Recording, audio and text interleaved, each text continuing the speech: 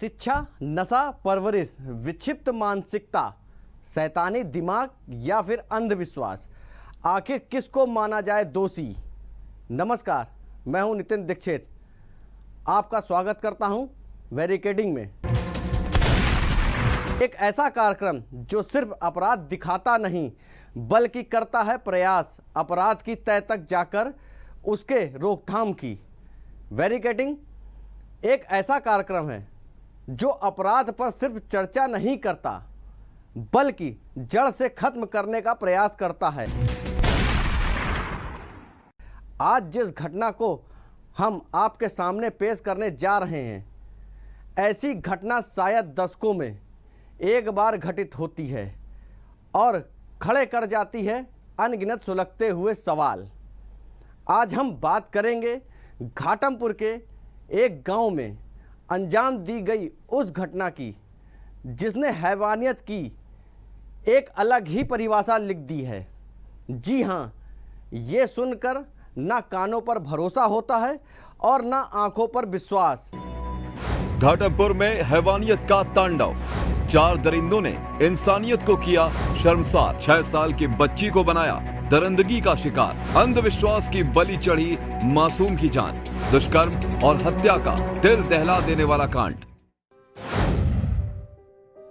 आने वाले वर्षों में दीपावली की हर रात अब घाटमपुर के इस गांव में दुख और पीड़ा का ऐसा तूफान लेकर आएगी जिसके बारे में सोचकर भी रूह कांप जाएगी।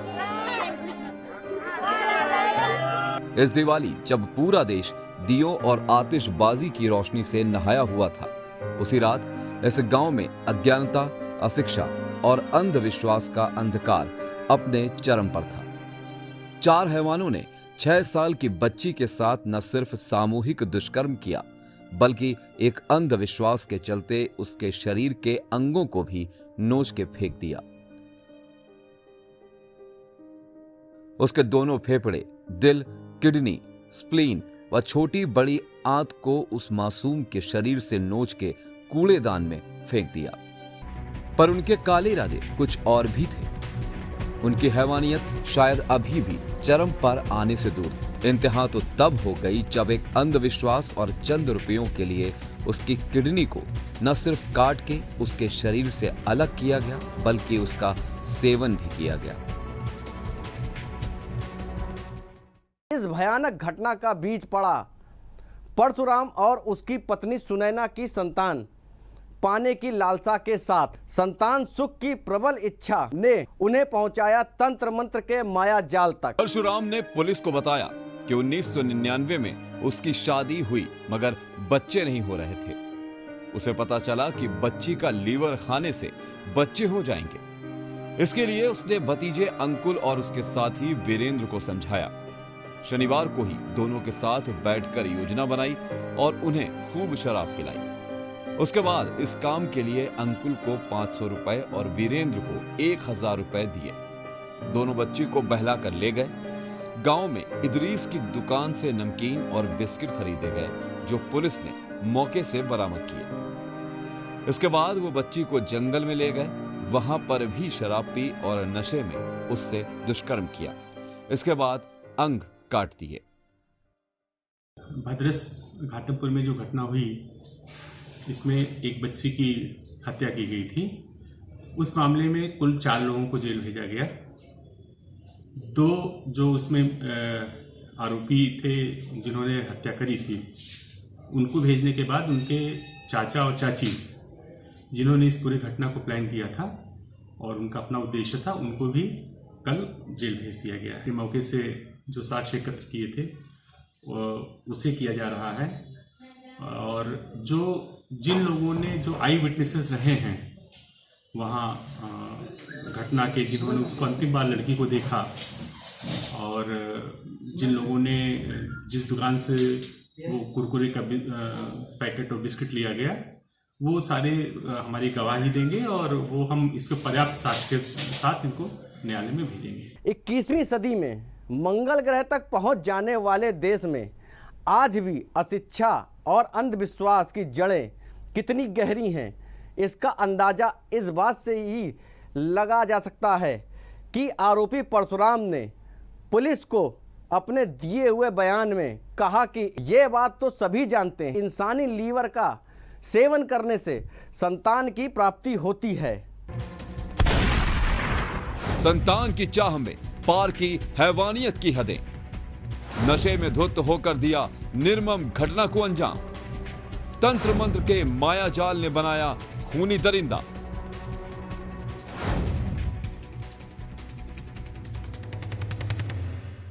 जब पूछताछ किया गया उनके चाचा परशुराम से, तो उन्होंने इस बात को बताया कि इन्होंने कहीं किसी जो रेलवे स्टेशन, बस स्टैंड के बाहर जो सस्ती टाइप की किताबें बिकती रहती हैं जादू टोने की, उसमें कहीं पढ़ लिया था कि किसी बच्चे का आर्गन सेवन कर लिया जाए तो जो निसंतान होते हैं उनको औलाद की प्राप्ति होती है। इसी अंधविश्वास के चक्कर में पड़ करके इन्होंने अपने भतीजों से इतना जघन्य कार्य कराया और इन लोगों ने घटना को स्वीकार किया है और हम लोगों को पर्याप्त साक्ष्य मिले हुए हैं। उसी आधार पर इनके खिलाफ कार्रवाई की गई है।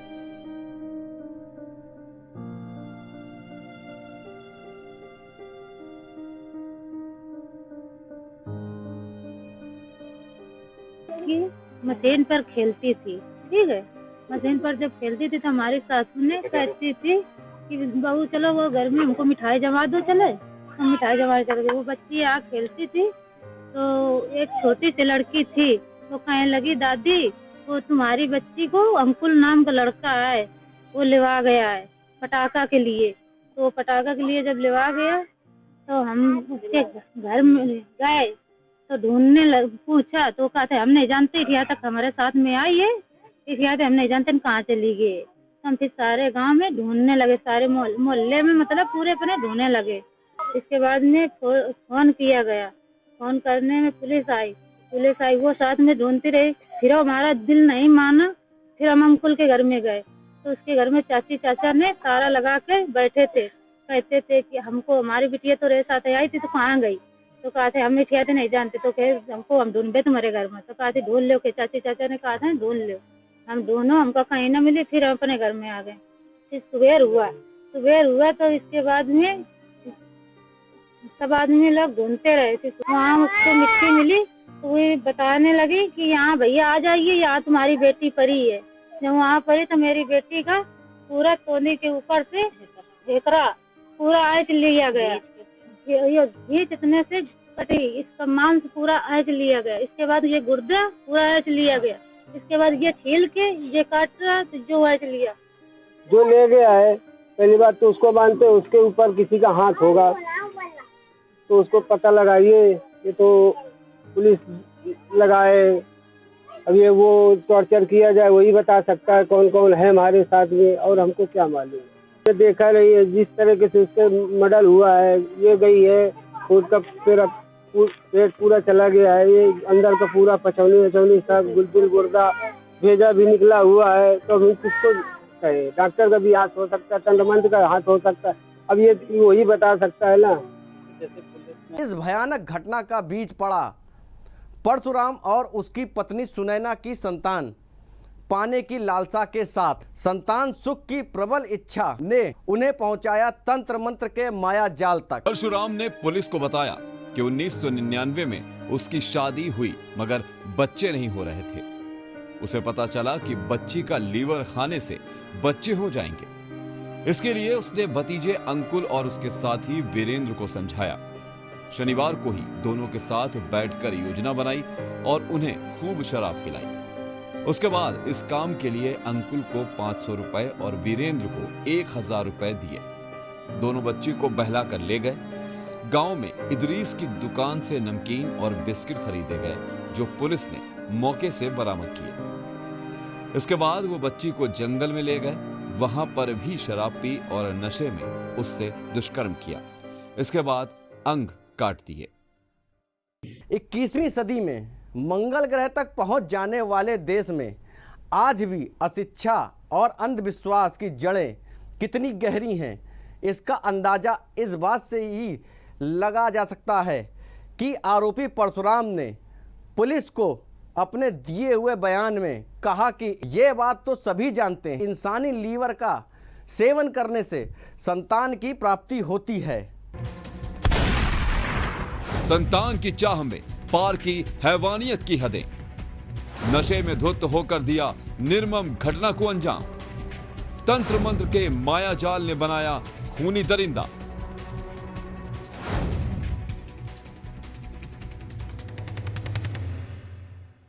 जब पूछताछ किया गया उनके चाचा परशुराम से, तो उन्होंने इस बात को बताया कि इन्होंने कहीं किसी जो रेलवे स्टेशन, बस स्टैंड के बाहर जो सस्ती टाइप की किताबें बिकती रहती हैं जादू टोने की, उसमें कहीं पढ़ लिया था कि किसी बच्चे का आर्गन सेवन कर लिया जाए तो जो निसंतान होते हैं उनको औलाद की प्राप्ति होती है।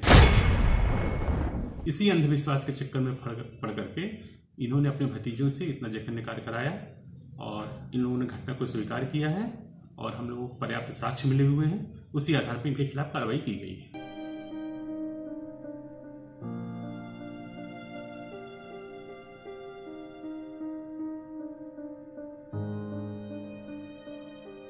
कि मशीन पर खेलती थी, ठीक है। मशीन पर जब खेलती थी तो हमारी सासू ने कहती थी कि बहू चलो वो घर में हमको मिठाई जमा दो, चले हम मिठाई जमाने चले गए। वो बच्ची आ खेलती थी तो एक छोटी सी लड़की थी, वो कहने लगी दादी वो तुम्हारी बच्ची को अंकुल नाम का लड़का है, वो लेवा गया है पटाखा के लिए। तो पटाखा के लिए जब लेवा गया तो हम उसके घर में गए तो ढूंढने पूछा तो कहते हम नहीं जानते, यहाँ तक हमारे साथ में आई है, यहाँ हम नहीं जानते कहाँ चली गई। हम फिर सारे गांव में ढूंढने लगे, सारे मोहल्ले में मतलब पूरे अपने ढूंढने लगे। इसके बाद में फोन किया गया, फोन करने में पुलिस आई, वो साथ में ढूंढती रही। फिर हमारा दिल नहीं माना, फिर हम अंकुल के घर में गए तो उसके घर में चाची चाचा ने ताला लगा के बैठे थे, कहते थे कि हमको हमारी बिटिया तो रेस आते आई थी तो कहाँ गई, तो कहा थे हम बिटिया नहीं जानते, तो कहे हमको हम ढूंढे तुम्हारे घर में, तो कहा थे ढूंढ लो के चाची चाचा ने कहा था ढूंढ लो। हम दोनों हमको कहीं ना मिली, फिर हम अपने घर में आ गए। फिर सुबह हुआ तो इसके बाद में सब आदमी लोग ढूंढते रहे थे। वहाँ उसको मिट्टी मिली तो वो बताने लगी कि यहाँ भैया आ जाइए, यहाँ तुम्हारी बेटी पड़ी है। जब वहाँ पड़ी तो मेरी बेटी का पूरा तोंदी के ऊपर से ढेकरा पूरा आँच लिया गया, ये घी जितने से कटी, इसका मांस पूरा आँच लिया गया। इसके बाद ये गुर्दा पूरा आँच लिया गया। इसके बाद ये छील के ये काट रहा तो जो आँच लिया, जो ले गया है पहली बात तो उसको मानते उसके ऊपर किसी का हाथ होगा तो उसको पता लगाइए। ये तो पुलिस लगाए, अब ये वो टॉर्चर किया जाए वही बता सकता है कौन कौन है हमारे साथ में, और हमको क्या मालूम। ये देखा नहीं है जिस तरीके से उससे मर्डर हुआ है, ये गई है खुद का पेट पूरा चला गया है, ये अंदर का पूरा पचौनी सब गुलदिल गुर्दा भेजा भी निकला हुआ है। तो हम किसको कहे, डॉक्टर का भी हाथ हो सकता है, तंत्रमंत्र का हाथ हो सकता है, अब ये वही बता सकता है ना। होशो हवास में ऐसी निर्ममता शायद असंभव है। खूंखार से खूंखार व्यक्ति के हाथ भी एक बार जरूर कांप उठेंगे क्रूरता की हदें पार करने से पहले। पर क्या सिर्फ शराब ही दोषी है इस घटना के लिए? आखिर वो कौन सी मानसिकता है जो बना देती है इंसान को नरपिशाच? कौन सी सोच है जो भद्रस गांव के और निठारी जैसी जघन्य घटनाओं को अंजाम देती है? ऐसा क्यों होता है? किस दिल और किस दिमाग से आदमी जो है ऐसी घटनाओं को अंजाम देता है? तो इस पर एक सीधा मेरा पॉइंट ऑफ व्यू है कि देखिए, देखा जाए तो अंधविश्वास देर सवेर आज भी लोगों के मन में, लोगों के घरों में अपना कब्जा तो जमाए हुए ही है। देखा जाए तो आप एक अगर उच्चतम वर्ग पर भी जाइए तो बड़े बड़े आपको सिनेमा के लोग ऐसे मिलेंगे, बड़ी बड़ी ऐसी हस्तियां मिलेंगी जिनके हाथों में आप देखेंगे कि बड़े सारे रत्न होते हैं, बहुत सारे अंधविश्वासों को, बहुत सारे पूजा पाठों को वो लोग करते रहते हैं। लेकिन चूंकि वो एक ऐसे स्तर पे बैठे होते हैं कि वो सारी चीज़ें इतनी लेविशली प्रेजेंट की जाती हैं कि उन पर कहीं भी कोई क्वेश्चन मार्क नहीं उठते। और कहीं ना कहीं वो व्यक्ति सफलता के उन शिखरों पर है कि उनको देखकर 4 लोग और ये सीखते हैं कि ऐसा करने में कोई बुराई नहीं है। लेकिन ऑन द अदर हैंड हम देखें तो जिस तरीके का घाटमपुर में घटना देखने को आई, तो ऐसी अगर मनोवृत्ति को हम कहीं भी देखते हैं तो उसके अंदर कहीं ना कहीं कुंठा, तनाव और इस तरीके की चीज़ों को हल्के में लेने की जो एक टेंडेंसी होती है वो लोगों में पाई जाती है। ऐसे लोग जो हैं उनके जो दिमाग हैं वो ये 1-2 साल की हुई चीज़ नहीं होती है दिमाग में। ये फीडिंग्स बचपन से वो अपने आसपास के माहौल में देखते हैं कि जैसे देखा जाए तो इसे बलि प्रथा बोला गया था। तो बलि प्रथा आज की नहीं है, बलि प्रथा ज़मानों से चली आ रही है और इसको धर्मों में इसका पालन भी किया जाता है। तो बेसिकली जिसने भी इस काम को अंजाम दिया वो उनका सिर्फ और सिर्फ ये मोटिव था कि ये एक सस्ता सरल उपाय है किसी अपनी मन की इच्छा को पूरा करने का। लेकिन अगर हम इसके गर्त में जाएं और ये देखें कि ऐसा करने वाले की मानसिक स्थिति क्या होगी, तो हम ये देखेंगे कि उसके पीछे कुंठित प्रवृत्ति का कोई व्यक्ति होगा जिसने एक समय के और किसी व्यक्ति के प्रभाव में आकर अचानक इस काम को अंजाम दिया। आपने ये देखा होगा कि अक्सर हम अपने पास आने वाले पेशेंट्स में भी इस चीज़ को देखते हैं कि एक टेम्परेरी सॉल्यूशन के रूप में आदमी नशे को जो है अपना सहारा बनाता है, जो उसके दिमाग को और शरीर को एक ऐसी ताकत दे देता है कि वो बड़े से बड़े काम को अंजाम करने में चूकता नहीं है। देखा जाए तो आप देखिए घरेलू हिंसा की घटनाओं में अक्सर शराब बहुत बड़ा एक कारण बन के आती है, क्योंकि ऐसे में क्या होता है कि व्यक्ति के ब्रेन में जो अराउजल्स होते हैं वो हाइप पे पहुंच जाते हैं। उसे ये लगता है कि I am just out of word type of, और मैं कुछ भी कर सकता हूँ। तो ऐसे में वो ऐसे शारीरिक केमिकल चेंजेस को बढ़ावा देती है कि हमारा दिमाग जो है वो किसी भी चीज़ को करने के लिए असीमित ताकत को जुटा लेता है। जो भी व्यक्ति इस तरीके की घटनाओं में लिप्त होते हैं, आमतौर पर देखा जाता है तो ये काफ़ी समय से उस चीज़ के बारे में लगातार सोच रहे होते हैं। जब भी एक अपराधी किसी घटना को अंजाम देता है तो वो एक पल का नतीजा नहीं होता है, उसके पीछे कई बार एक सोची समझी साजिश भी होती है। और कई बार ऐसा होता है, इस तरीके की घटनाओं को साजिश नहीं बोल सकते हैं, इस तरीके की घटनाओं में देखा जाता है तो उन्हें बस कैसे भी कर एक ऐसी चीज़ पानी होती है जो साधारण तरीके से सीधे रास्ते से संभव नहीं होती है। नरभक्षी होना मनुष्य की सीधी प्रवृत्ति तो नहीं है, लेकिन हमारे मस्तिष्क में कुछ ऐसे हार्मोनल सेक्रेशंस होते हैं जो व्यक्ति को इस तरीके की प्रवृत्तियों की तरफ तब धकेल देते हैं जब उसको अपनी इच्छा को पूरा होने का और कोई रास्ता नज़र नहीं आ रहा होता है। जैसे आप किसी व्यक्ति को, ऐसे कई केसेस में पढ़ा गया है कि उनके पास खाने का जब कुछ भी नहीं था साधन, तो उन्होंने मार करके मांस, कच्चा मांस भी खाया है। तो ये तो देखा जाता है तो समय के सामने, उस स्थिति के सामने सरेंडर करना था। पर घाटमपुर में हुई घटना किसी भी तरीके का कोई सरेंडर नहीं था, वो सिर्फ और सिर्फ उनके दिमाग को इस तरीके से लोगों ने प्रेजुडाइज कर दिया था, इस तरीके की उनके अंदर भावनाओं को भर दिया था कि ऐसा करने से 100% उन्हें अच्छे परिणाम मिलेंगे। इस वजह से उन्होंने बिना आगा पीछे देखे इस तरीके की घटना को अंजाम दिया।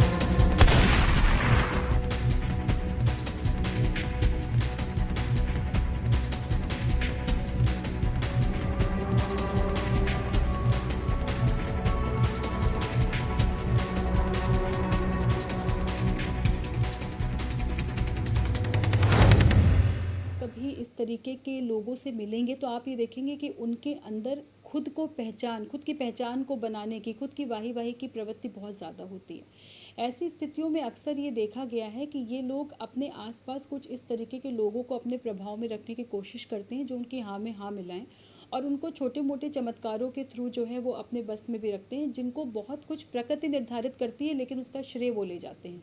जैसे कि एक छोटी सी चीज़ होती है, जब मैं एग्जाम्पल देना चाहूँगी अपनी बात को समझाने के लिए, जैसे कि किसी बच्चे में जब भाषा का विकास करना होता है तो आधा काम स्पीच थेरेपिस्ट का होता है, आधा प्रकृति करती है, लेकिन क्रेडिट 90% उस थेरेपिस्ट को जाता है। ठीक ऐसे ही ये लोग होते हैं जो इस तरीके की घटनाओं को अंजाम देने के लिए पहले अपने आसपास एक ऑरा क्रिएट करते हैं, लोगों के दिमाग पर अपना वशीकरण करते हैं जो सिर्फ बातचीत का जादू होता है और कुछ नहीं, और उसके बाद वो इस तरीके से उन्हें कर देते हैं कि वो इस तरीके की घटनाओं को अंजाम देना एक आसान और साधारण बात समझते हैं। ये जो घाटमपुर में भद्रश में जो विभत्स कार्य हुआ है, जिसको कि तंत्र धर्म से जोड़ करके देखा जा रहा है कि संतान को प्राप्त करने के लिए इस तरीके का अमानवीय कृत्य जो हुआ है, इसकी इजाजत हमारा धर्म, हमारी शास्त्र, हमारे पुराण कोई भी नहीं देते हैं। लेकिन फिर भी अगर कोई तंत्र के व्यक्ति या तंत्र सम्राट कहते हुए अपने को अगर एक कहते हैं कि इस तरीके की घटनाओं को अंजाम दिया जाता है, ये गलत है, इसे नहीं करना चाहिए। क्योंकि हमारे शास्त्र में बलि प्रदान था, है और होता है, पूर्व में भी होता रहा है, आज भी हो रहा है।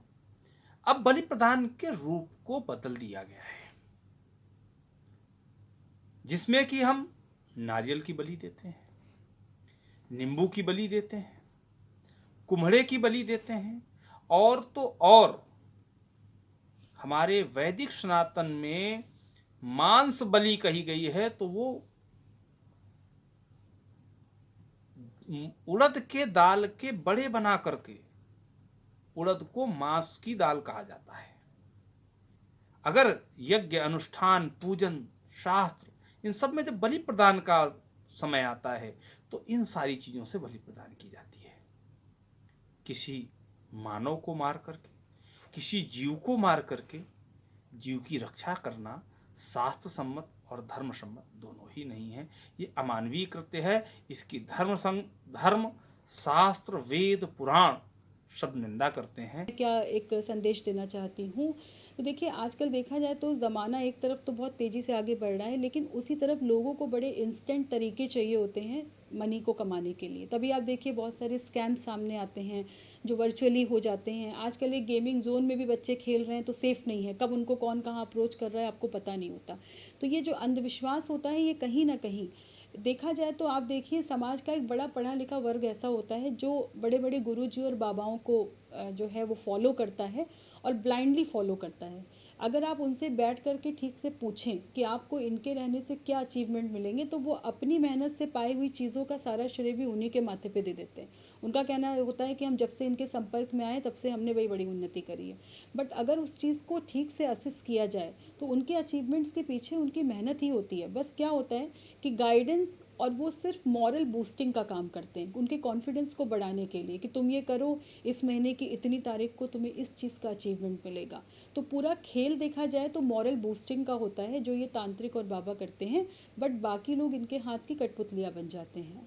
पीड़िता के परिजनों और भद्रस गांव के लोगों के इस बयान के बाद शक की परछाई और भी गहरी हो जाती है। चीज से संतुष्ट नहीं है, मुझे सीबीआई जांच चाहिए। मैं इस चीज से कोई मतलब नहीं मिल रहा है। हमें मजबूत चीज चाहिए, एकदम सीधा चीज चाहिए कि ऐसा कैसे हुआ है, कौन ऐसा इंसान है, मुख्य तो कोई है। हमें मेन आदमी चाहिए, और जब तक सीबीआई जांच नहीं लग रही है हमें कुछ नहीं मिलने वाला है। ये तो सिर्फ गुमराह किया जा रहा है, कुछ विश्वास नहीं, हमें अंधविश्वास में डाला जा रहा है। मुझे इंसाफ चाहिए। मुझे सीबीआई जांच जब लग जाएगी एक एक आदमी को हमें पता मिल जाएगा। मुख्य आरोपी है उन लोगों को जेल होना, मतलब मौत की सजा मिलनी चाहिए, फांसी होनी चाहिए। और इसमें मेन आदमी कौन है उसका खुलासा होना चाहिए। इतनी सफाई से मतलब काटा गया जैसे कोई ऑपरेशन होता है। आपको अभी मोबाइल नहीं, उसमें फोटो है, आपने देखा भी होगा। इतनी सफाई से किया गया है कि मतलब साधारण आदमी ऐसा नहीं इतनी सफाई से कर सकता। पुलिस और प्रशासन ने गंभीरता से जांच और कार्रवाई का आश्वासन दिया। देखिए, बहुत ही अनफॉर्चुनेट घटना थी, क्योंकि आज के समय में भी इस तरह का अंधविश्वास उस परिवार में था और उनके जो भी भतीजे थे उनके मन में था, और बहुत ही जघन्य भी घटना थी।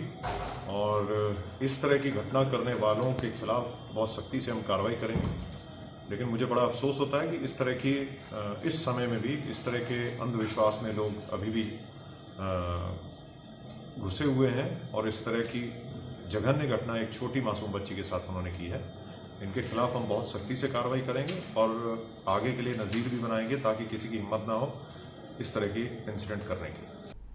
सीएम व पीएम ऑफिस ने भी घटना को संज्ञान में लिया और आरोपियों पर कड़ी से कड़ी धाराएं लगाने की बात कही। कोई भी पूरा गांव नहीं संतुष्ट, हम ही नहीं, न ये घर नहीं, पूरा गांव नहीं संतुष्ट है। पूरा गांव उस चीज को खुलासा चाहता है। हाँ। और जब तक सीबीआई नहीं लगेगी कोई कार्य होने वाला। प्रधानमंत्री और मुख्यमंत्री की मिशन शक्ति और बेटी बचाओ के नारों के बीच इस तरह की घटना कुछ और ही सच बयान करती है। घाटमपुर की ये घटना आगे जाकर कोई भी मोड़ ले, इस पर घटना की व्यवस्था और उस मासूम की चीखों की गूंज दशकों तक सुनाई देगी। शायद अब पहली जरूरत है अशिक्षा, अंधविश्वास, झाड़ फूक, तंत्र मंत्र की बेड़ियों को काटने की। शायद अब पहली आवश्यकता है सही मायनों में बेटियों की सुरक्षा करने की ज़रूरत है, घटना से सीख लेने की और उसकी पुनरावृत्ति को रोकने की। अब ज़रूरत है अपराध पर बैरिकेडिंग की।